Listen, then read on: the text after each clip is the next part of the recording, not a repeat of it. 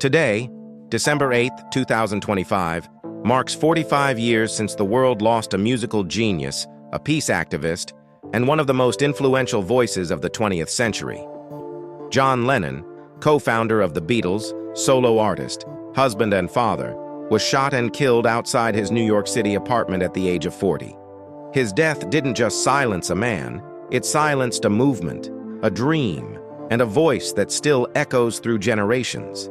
But to understand the magnitude of that loss, we must journey back to where it all began. John Winston Lennon was born on October 9, 1940, in Liverpool, England, a city still reeling from the Blitz of World War II. His parents, Alfred Lennon and Julia Lennon, struggled with instability. When John was just 5, his father, a merchant seaman, walked out.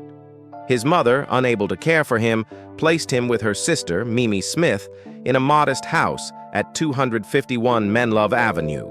That home, nicknamed Mendips, became the backdrop of Lennon's formative years. Though materially comfortable, John's childhood was emotionally turbulent.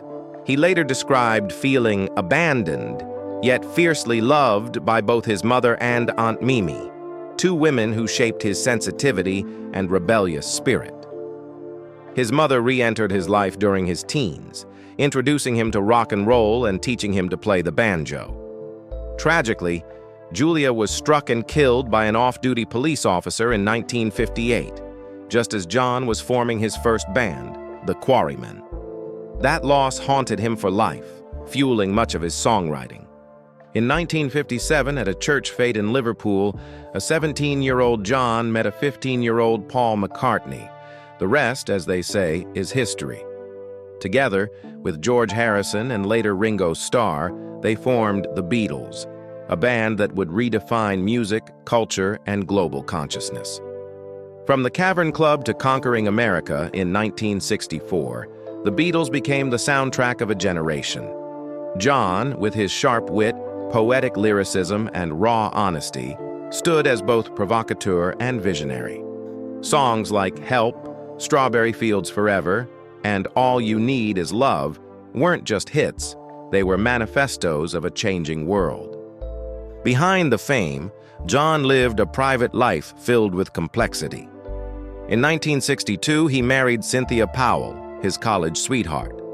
Their son, Julian, was born in 1963, often overshadowed by the whirlwind of Beatlemania.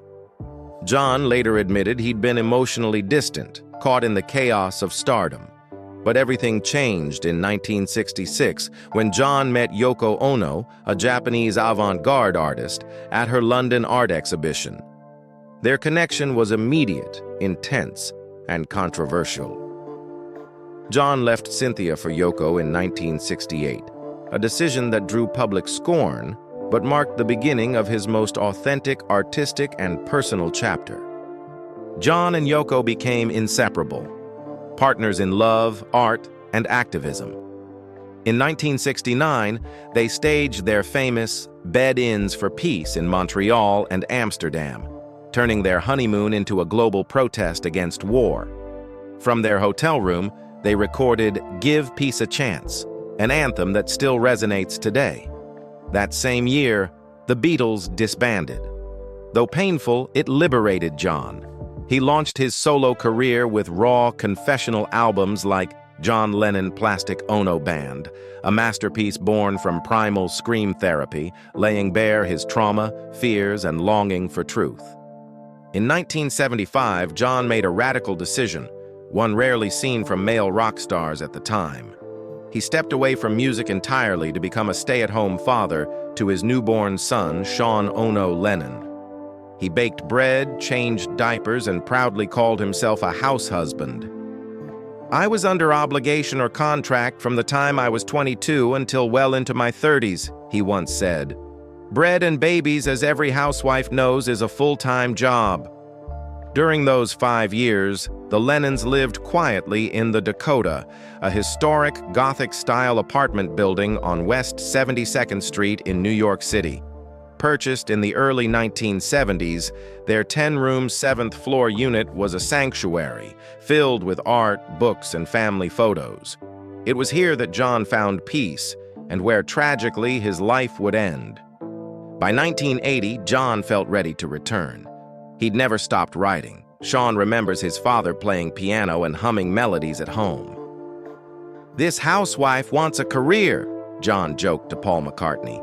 And so, in November 1980, John and Yoko released Double Fantasy, a tender, intimate duet album celebrating love, family, and second chances. Songs like Beautiful Boy, Darling Sean, Woman, and Watching the Wheels revealed a man at peace, yet still deeply reflective. The world welcomed his comeback with open arms. The album climbed the charts. Interviews were scheduled. Hope was in the air. But on the evening of December 8, 1980, that hope was shattered. John and Yoko had just returned from a recording session at the record plant studio. As they approached the Dakota's arched entrance, a man stepped out from the shadows. He was Mark David Chapman, a disturbed fan who'd earlier that day asked John for an autograph on his copy of Double Fantasy. As John walked past, Chapman called out, "Mr. Lennon!" John turned. Chapman fired 5 shots from a .38 special revolver. 4 bullets struck John in the back and shoulder. He stumbled into the building's lobby, gasping, "I'm shot!" before collapsing. Rushed to Roosevelt Hospital, doctors fought to save him, but it was too late. John Lennon was pronounced dead at 10:50 p.m. He was 40 years old. The world froze. Fans gathered outside the Dakota. In Central Park, thousands lit candles. Radio stations played Beatles songs non-stop. Even President Jimmy Carter called it a senseless act that robbed the world of a creative artist. John's body was cremated privately. Per Yoko's wishes, there was no funeral. Instead, she asked the world to observe 10 minutes of silence on December 14th at 2 p.m. Eastern Standard Time. Millions complied, from Tokyo to Rio, London to Los Angeles. Though John's life ended abruptly, his legacy only grew. At the time of his death, John's net worth was estimated at $200 million, over $700 million today. His estate, including music royalties, publishing rights, and real estate, was left to Yoko and Sean. The Dakota apartment remained their home for decades. Yoko Ono became the fierce guardian of John's legacy. In 1984, she released the posthumous album Milk and Honey, featuring unreleased tracks from the Double Fantasy sessions. In the 1990s, she gave Paul McCartney, George Harrison, and Ringo Starr a tape of John's home demos. From it came Free as a Bird and Real Love, released as official Beatles songs in the Anthology Project.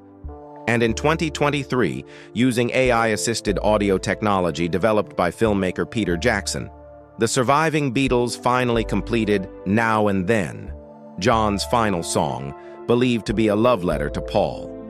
Dubbed the last Beatles song, it was released to universal acclaim, closing a chapter that began over 60 years earlier in Liverpool.